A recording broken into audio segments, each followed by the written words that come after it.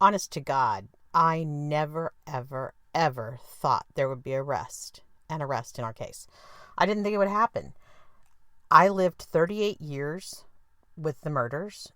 My whole family, we just knew it was something that happened in our past. And after we found out it was a serial killer, and then, of course, everything just took so long, I never, ever thought there would be a day where we had this man under arrest. So today, I'm going to talk about the day that DeAngelo was arrested, because everybody always asks, where were you? What were you doing? My God, the media was here. It was crazy. But I think I really wanted to talk about it because there was a lot of stuff going on.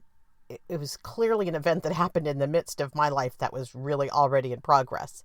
If you look at the blog, image that I first used is from a button that I did for a trade show we were at the week before DeAngelo was arrested. The we is me and my old company. I was the VP of marketing there, and RSAC is a huge cybersecurity conference that happens in San Francisco. It happens once a year. We know it's coming. It's a big damn deal, and we work really hard to get ready for that show. In fact, I'd put together a giant press activity, which was around a book that I edited with a brilliant criminologist from University of Surrey in the UK. His name is Mike McGuire, and he was adorable and such a professor. And we did this book together, The Web of Profit, and we were talking about the future of cybersecurity and what could possibly happen. And it was a good week. A really good week. Ironically, I was on a crutch during that week because one of my knees has blown up, or my leg has blown up. I'm still dealing with that. But I managed to hobble around San Francisco and get to every interview and do everything I needed to do. And I had a really good time doing it. Met a lot of people. Our booth was smashing with a huge animated Einstein. It was so much fun. And I came home so high from that event. And I decided that I would take some days off after the trade show because not only being on a crutch, but I was slow. I needed to do laundry. There was a lot I needed to do. I just needed to catch up on sleep. So of course it was Wednesday, and I had gone to bed early Tuesday night, and Wednesday morning I was laying in bed, woke up around 8:30. I had put in the blog, cue the morning music, because that's what happens when Cinderella wakes up and when Snow White wakes up. So I figured I was deserving of some music and the little birds and things to wake me up. But instead, I just rolled over and grabbed my phone like we all do now, especially those of us who work on this 24/7 schedule. And I'll be damned if there wasn't a message there from my good friend, Lisa Finkelman. Actually, she's Lisa Finkelman Smith. But since I got rid of the Smith, I always truncate that on her name as well. But Lisa had sent me a text. And it's here on the blog. It says, could this really be him? And she had attached an article. And I, as you can see on the blog from the photograph of the text, was absolutely dubious. Come on. We've been through so many false alarms, and so many times our hopes were up for no reason. So I was really dubious. But in fact, I got onto Twitter, and holy smokes, it was everywhere. And even Lisa says it's on KGO, which is our big station in San Francisco. And Patton had been tweeting about it. So yeah, it was real. And I can remember I was laying in my bed. My cats were being bums. It's kind of love. It's one of the upsides of being laid off is having that time in the morning with the cats and just lounge around.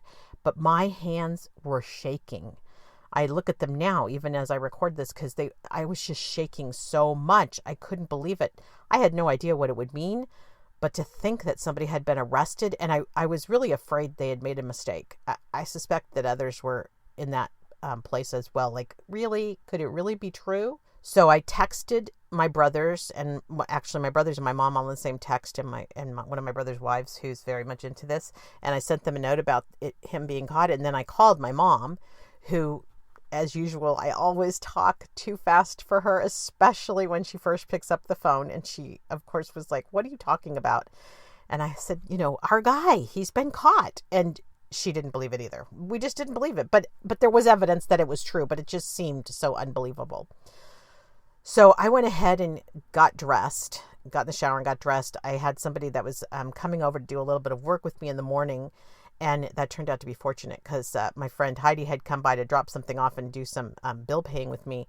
And thank God she came over, because we figured out pretty fast that morning that we needed to clean the house really, really fast. If you can imagine I was behind on laundry and sleep, then you can imagine what my house looked like.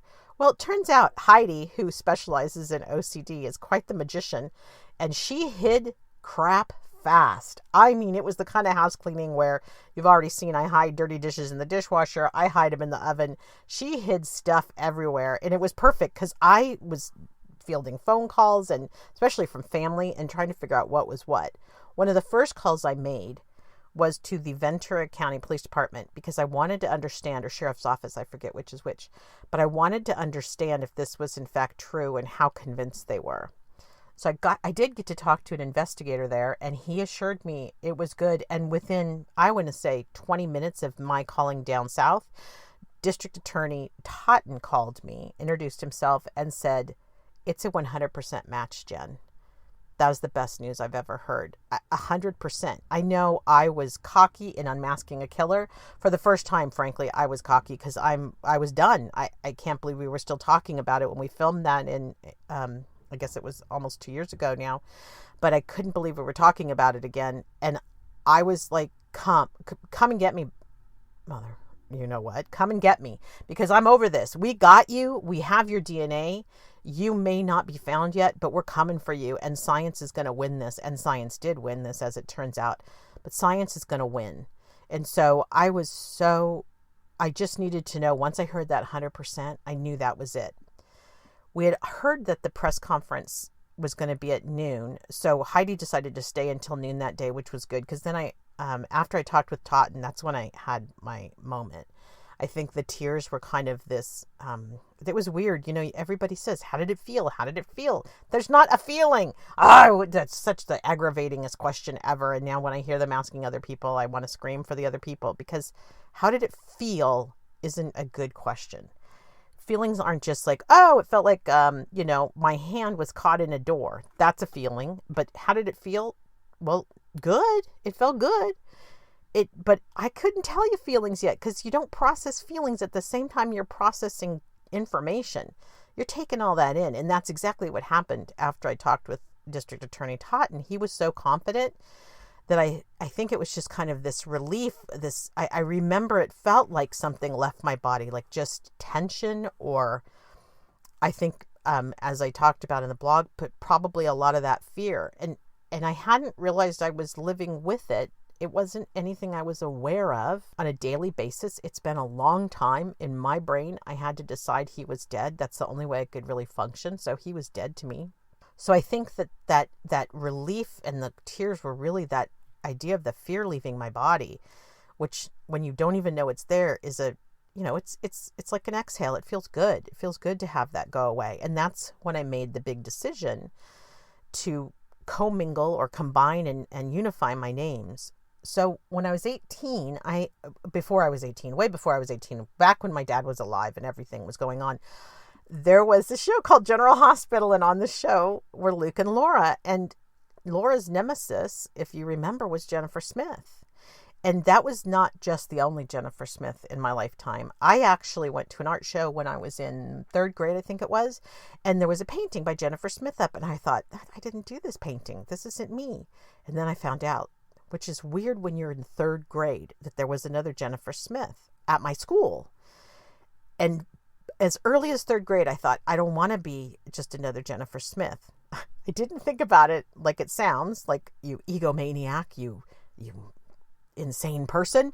You can be the only Jennifer Smith. But I didn't like the idea that people couldn't know what was mine. So as I grew up, I had decided that I would drop Smith and just use my middle name, which was Carol. And Jennifer Carol sounded really good to me. In fact, I had kind of wanted my other brother to do that. Gary is Matthew Garrett Smith, and Matt Garrett sounds good. And Jay is Lyman J. Smith. Well, Jay actually is the one that's got the hardest time, because he does sometimes use the name Lyman, because it was my grandfather's name and my father's name, but it wasn't anything that was ever used in our house. He was always just Jay Bird. So I had decided to change my name legally. And when I think I had turned 18 in February, and I know I put the wheels in motion. I'm pretty sure my dad knew I was doing it. We might have even talked about it on that last night that I saw he and Charlene. But I had put in the legal paperwork to go ahead and do the name change, and I had my name legally changed in the spring of 1980. I'm nearly positive that's when it was, because I wanted to have it done before college. I wanted to start college with my new name. So I had just in anything to do with the murders, I had always still used Jennifer Smith or Jenny Smith, because Jenny was what everybody called me when I was a kid. And so I wanted to go ahead and just keep that name associated with the murder because it was definitely publicized. I was in the newspaper. It was out there. And Jennifer Carroll became who I was going forward into my adult life. I've been Jennifer Carroll my whole adult life. I've never been married, and I don't even know that I would have changed it if I had been married. And so it was a big deal on that Wednesday morning for me to put Jennifer Smith with Jennifer Carroll and to finally unify my two identities. And the minute I did that, I'll be damned if the reporters didn't find me. They found me so fast. I was surprised at how fast they found me. The phone started ringing. Some people just started showing up. I think that's because I used to have a baby bib business, and so my address had to be on there for the fictitious name. So they were able to find my address. And what happened on my tiny little street, so I live on a street in Santa Cruz that goes to a dead end. It became full at one point of all kinds of satellite vans. My neighbors didn't know what the heck was going on. One of the reporters came up to the door and said, "You've got a gaggle out here," which I only know because I follow politics and have recently learned what a gaggle is, but that's many reporters in one place. And I was just laughing because I thought, how did this just happen? And by the way, my yard looks like crap. My yard guy quit about 4 months ago. I haven't hired a new person because what I was going to do is just go ahead and gut it and start over. But that's when I had a job and income and all these other things. So everything just was shabby. But thank God nobody judged me, or if they did, they kept it to themselves. We watched the press conference at noon. And then as the day proceeded, reporters just started coming, and there were many. And I did some Skype interviews, which are hard because you have to get your computer up high so you're not looking down and have 75 chins. And then I also did, of course, lots of television and some print interviews. Those were great. A guy from the New York Times, a photographer, came and took our picture. That's on the About Me page, one of the photos he took. They were so interestingly different. He wanted to be outside and all these other things, and they actually came out really good. The one they used looks rather pensive. I look really pensive, but that's okay. This is the kind of thing where you've got to, as someone like me who's so used to smiling, and actually I usually am making other people laugh or feel good. That's me. I've been that kind of person. I realize this is fairly somber and I need to not be a jackass. Okay, we've already established that I am, but this is a serious thing, and I do take it seriously, and it's also someone's life who's been arrested, so I hope they have the right guy, because I don't want to have the wrong guy. I want the right guy. I want to hate the right person, right? So anyway, it was a very, very busy day with all the reporters. So just to give you an idea of the scope of how many different kinds of reporters were calling, there were people calling from New York. There were people calling from the UK. I had one call from Australia. There were photographers and cameras and things, did Skype interviews. But the thing that I think was the hardest is that everybody wanted a reaction, and everybody kind of asked the same thing. And after you've told so many people, I know as a communications person, as a marketing person, you don't want to have the same soundbite all the time. So I was really trying to have some different soundbites for different people. And thankfully, the really good reporters came in with very good questions. At one point, there's a picture of me holding up a bottle of Windrift cologne. Well, I've held on to that bottle ever since my dad died because it smells just like him. I forget who Windrift is made by, but I think there's a picture of me holding it somewhere. I mean, having his scent is important to me. And I have the same thing of my grandmother. It's just the stuff that she used to use all the time. She loved white shoulders and this one kind of powder that I have that she loved. I do like having scent to remind me of people. But a reporter asked a really good question, and I pulled that out. I went and got it from my room, and that I think made for a great moment. Somebody else asked about some other kind of pictures, and they got film of me going through a picture drawer, which I thought was kind of cool. I was, of course, watching this while it was happening because of my marketing background. I wanted to see, kind of pay attention to how people were being different. So there were some reporters who the worst is when they come in and go, "Tell me your story." Yeah, no, you can read the story. It's everywhere. There is no shortage of information on this story. Now, you want to work up a question or maybe go do your homework first? It's so aggravating when people say that, "Tell me your story." But the questions about how did you feel, what are your thoughts? Here's the problem. In the moment, you just don't have them. But I did know that we were really happy to have him caught, and I did know that it was 100% match, so I felt pretty confident in my happiness and my conviction that he was the right guy. As the days went on, the reporters didn't necessarily thin. The story kept going, and there was the arraignment happened, I think, the next day. I didn't even know it was happening. Too much was going on. I didn't realize it was happening. The people were at my house till nearly 11 on that Wednesday doing interviews and calling me, or the phone calls were coming in, and the adrenaline, I didn't eat that day. The adrenaline kept me going all day. I crashed that night. And I did have a chance at one point to ask Katie what she thought of the whole thing, and I wanted to check on her because this was a lot happening fast. But it's interesting. I asked her about, how did she feel? Everything was fine. She was, interested and at the same time stayed a little removed from it. But she said, Mom, I just don't know in this day and age if we'd have serial killers. There are so many cameras everywhere and social media and everything going on. I think they would get caught sooner. She goes, what we have to worry about in my generation is mass shootings. That's the thing that scares me the most, and that's the thing I worry about the most.